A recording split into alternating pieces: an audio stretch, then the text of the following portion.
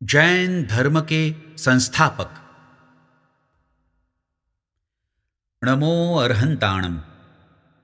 अर्हत करुणावंत महापुरुष होते हैं। वे सर्वोच्च अवस्था को प्राप्त कर चुके हैं। वे हमेशा सभी जीवों के कल्याण की प्रेरणा करते हैं। उन्हें तीर्थंकर भी कहा जाता है। तीर्थ का अर्थ होता है संसार के दुखों से पार कराने वाला साधन, और उस तीर्थ की स्थापना करने वाले महापुरुष तीर्थंकर कहलाते हैं। तीर्थंकर प्रभु हमारे मार्गदर्शक हैं और वह हमें इस संसार के सभी दुखों से मुक्त होने का मार्ग दिखाते हैं। तीर्थंकर प्रभु संसार त्याग कर जो आध्यात्मिक साधना करते हैं, उसका प्राथमिक उद्देश्य स्वयं की विशुद्धि और सभी जीवों का कल्याण होता है। इस साधना को पूर्ण करने पर उनको केवल ज्ञान प्राप्त होता है और वे जीवन मुक्त हो जाते हैं। केवल ज्ञान प्राप्त करने के बाद सभी जीवों के कल्याण के लिए तीर्थंकर प्रभु जो प्रवचन देते हैं उसे देशना कहा जाता है। इन देशनाओं में जीवन जीने का जो ज्ञान दिया जाता है, उसी के आधार पर जैन धर्म का पालन होता है। महान श्वेतांबर आचार्य स्वामी समंतभद्र ने कहा है कि तीर्थंकर उन्हें कहा जाता है कि जिनमें दोषों की पूर्णतः हानि होकर शुद्ध चैतन्य निखर आया हो। भूतकाल में अनेक तीर्थंकर हुए हैं और भविष्य में भी अनेक तीर्थंकर होंगे।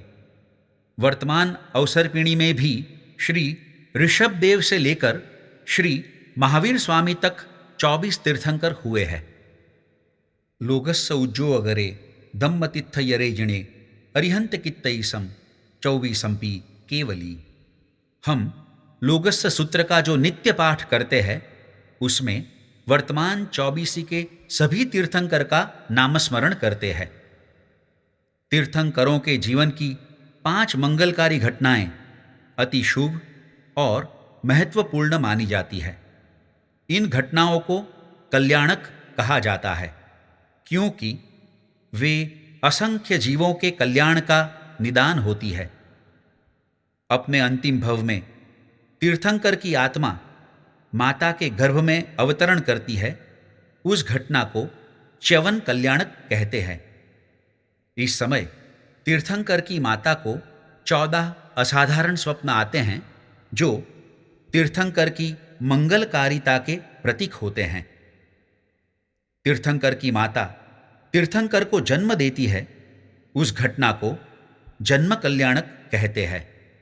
उनके जन्म के समय 64 इंद्र स्वर्गलोक से पृथ्वी पर आते हैं और मेरु पर्वत के शिखर पर उन्हें ले जाकर एक विशाल स्नात्र महोत्सव मनाते हैं। इस घटना के प्रतीक रूप में हम मंदिरों में भगवान का स्नात्र महोत्सव मनाते हैं। प्रभु संसार का त्याग करके दीक्षा ग्रहण करते हैं। उसे दीक्षा कल्याणक कहा जाता है। दीक्षा लेकर वे सभी सांसारिक बंधनों को त्याग कर आत्म साक्षात्कार के लिए साधना का प्रारंभ करते हैं। इस साधना के दौरान वे संपूर्ण ज्ञान में बाधक बनने वाले कर्म को नष्ट कर देते हैं और संपूर्ण ज्ञान प्राप्त कर लेते हैं। इस ज्ञान प्राप्ति को केवल ज्ञान कल्याणक कहा जाता है।